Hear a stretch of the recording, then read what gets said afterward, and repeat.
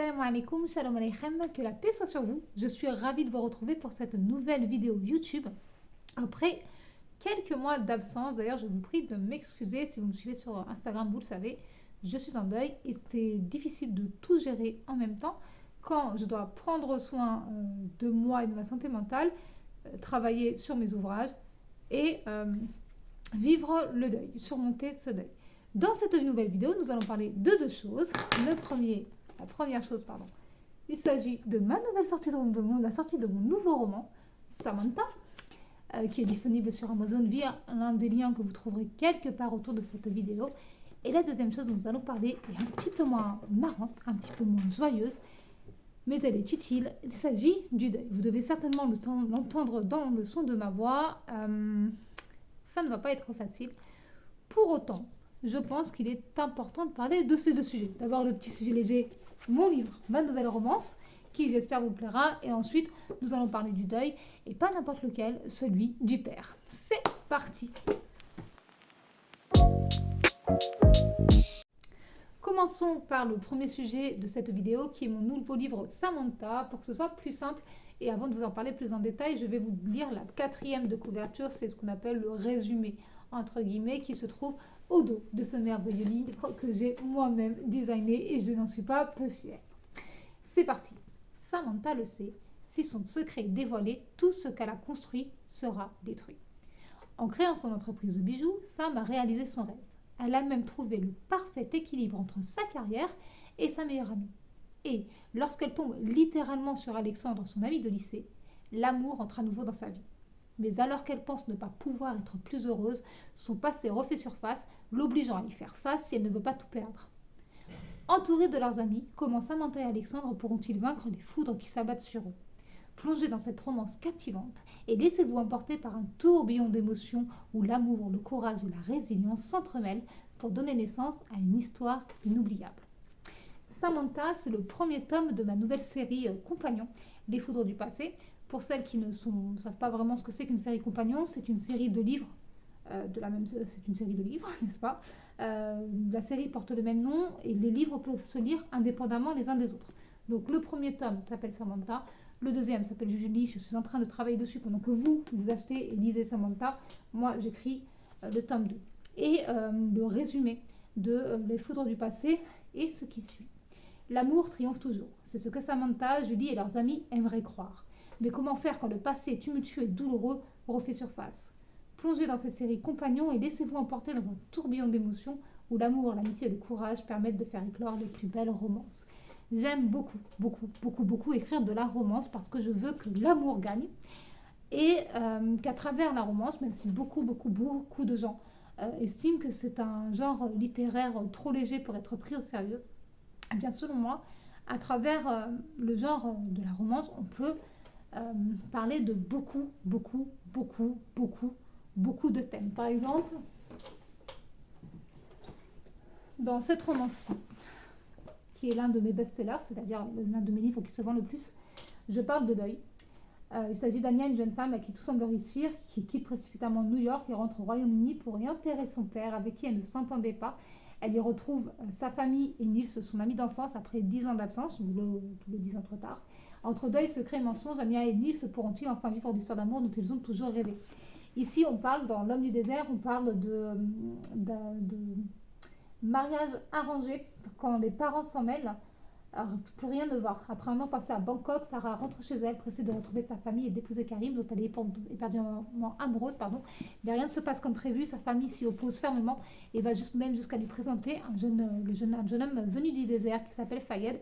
Et elle ne sait pas du tout comment faire, Anya, pour se débarrasser de l'homme du désert, contenter sa famille et oublier son premier amour qui en vérité est un tocard. Voilà. Ça parle donc celui-ci parle donc du fait qu'il ne faut pas se fier aux apparences et qu'il ne faut pas toujours écouter son cœur. Voilà.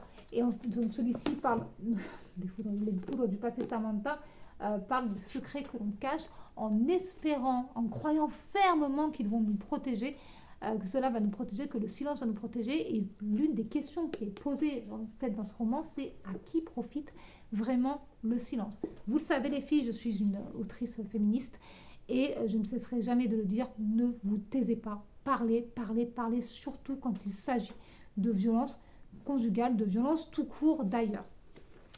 Donc, ça va nous amener tranquillement au deuxième sujet de cette vidéo, un sujet qui me tient à cœur. J'ai eu beaucoup de mal à me décider avant de filmer.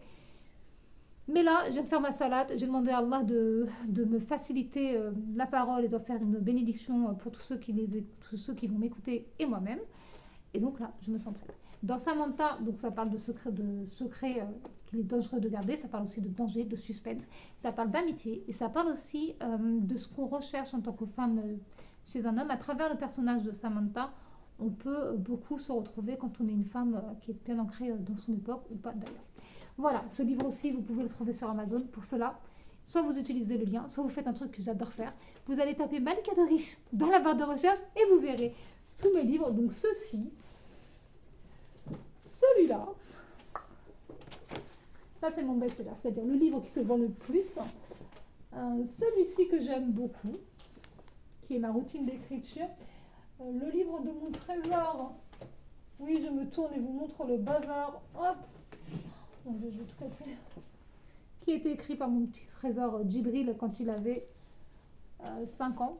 Je vous ferai une petite vidéo à ce sujet. Et puis d'autres, notamment l'e-book Des choses à savoir sur la finance islamique quand on est une femme musulmane qui veut atteindre la liberté financière. Ça, c'était pour la présentation de mon nouveau livre que je vous remontre parce que j'en suis fière. 300 pages de pur bonheur, de suspense, de rebondissement et tu vas même peut-être verser une petite larmichette, j'espère, puisque mon but c'est clairement de vous secouer dans vos sentiments. Maintenant, j'aimerais consacrer les 5 à peu près dernières minutes de cette vidéo pour parler du deuil, mais avant une gorgée d'eau.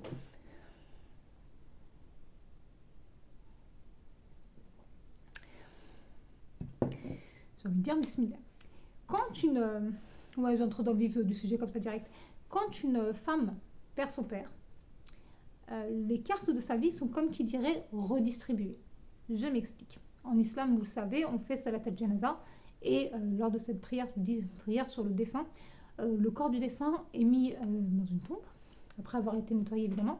Il est dans une tombe et donc tout le monde peut le voir. Et on fait dua et on fait la prière sur lui. Ensuite, il est emmené, là pour le coup, mon père Arayhmo est enterré en Algérie.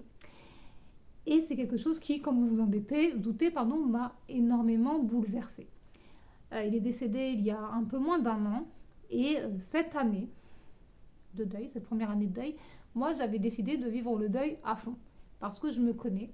Dans les moments difficiles de la vie, j'ai tendance à me consacrer à tout, sauf à la gestion de ma douleur. Et du haut de mes 42 ans, je sais que ça ne fonctionne pas. Ça ne fonctionne plus en tout cas.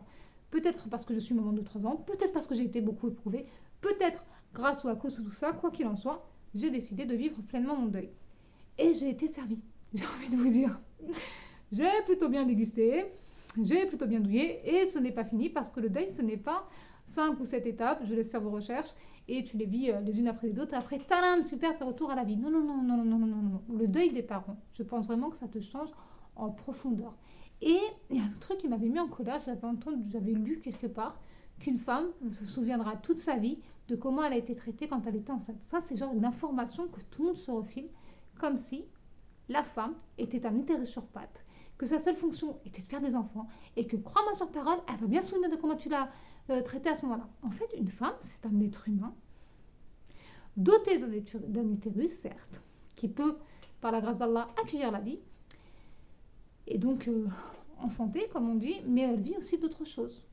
Des choses superbes et des choses douloureuses, comme la perte de son père. Et de mon point de vue, avec mon expérience, alors je n'ai pas beaucoup de recul, puisque comme je vous l'ai dit, mon père est décédé il y a moins d'un an. Je vous avoue que j'ai été enceinte 3 fois.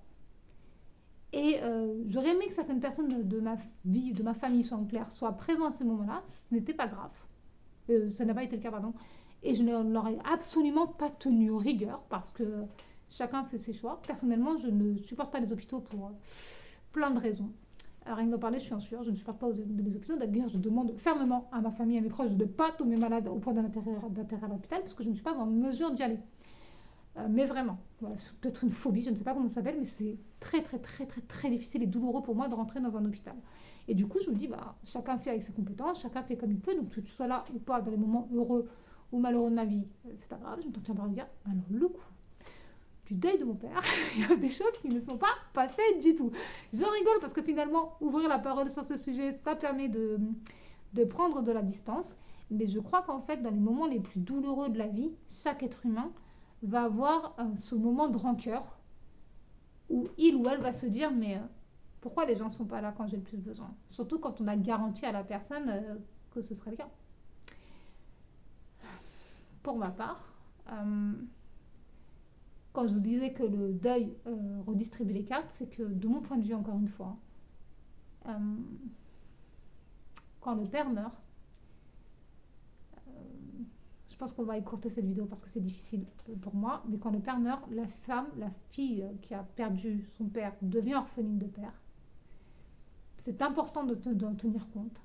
C'est important d'être présent, surtout si on fait partie de son entourage très proche, de sa famille. C'est important d'être là, de l'appeler, de passer, de lui rendre visite, de lui demander comment elle va, de lui changer les idées si c'est possible, parce qu'elle devient orpheline de père et elle voit les choses avec plus de clarté, subhanallah. Elle voit tous les bienfaits que lui a apporté son père quand il était présent, ce qu'il lui a laissé aussi, maintenant qu'il a quitté ce monde. Et parfois, ce qu'il lui a laissé, c'est pas joyeux, c'est pas solide. Si vous êtes comme moi, vous savez ce que j'en pense, les filles.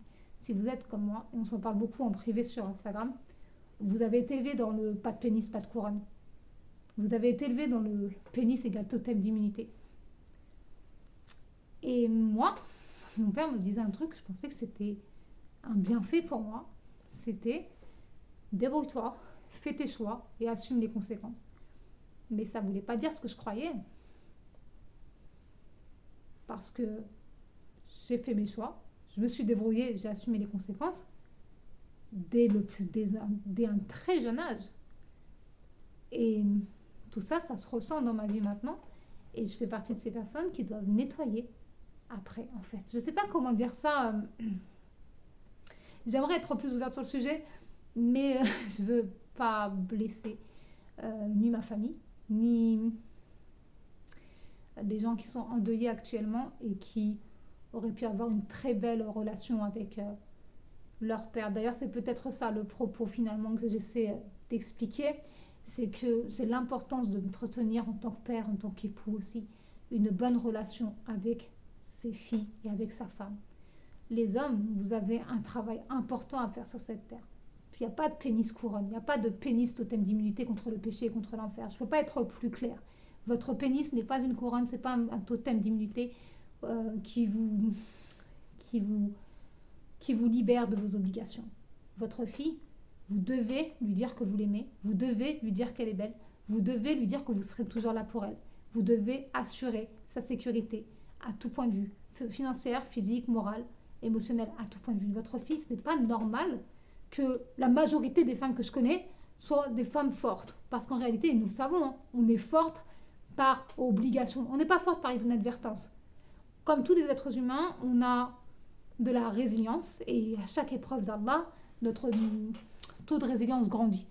Voilà, donc ça grandit et du coup on se rapproche d'Allah, c'est ce qu'on souhaite en tout cas, et on est plus résilient face à la vie et au fil du temps, on devient plus sage. La sagesse s'acquiert avec l'âge, donc avec le temps et avec les épreuves.